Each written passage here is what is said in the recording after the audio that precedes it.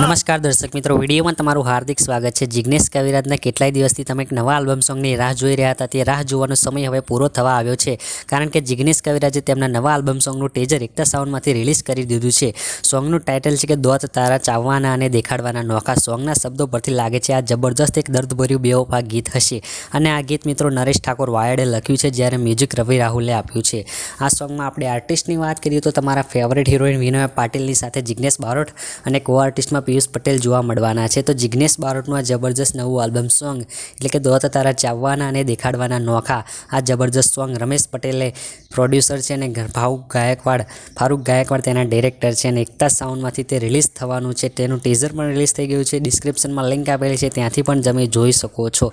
તો જિગ્નેશ કવિરાજનું ધમાકેદાર નવું સોંગ એટલે કે દોત તારા ચાવવાના અને દેખાડવાના નોખા એકતા સાઉન્ડ યુટ્યુબ ચેનલમાંથી તમે બધા જોવાનું ચૂકતા નહીં। વિડીયો ગમ્યો હોય તો એક લાઇક કરી ચેનલ સબસ્ક્રાઇબ કરતા જજો। આજના વિડીયો માટે આટલું। જય હિન્દ, વંદે માતરમ। ફરી મળીશું એક વિડીયો સાથે।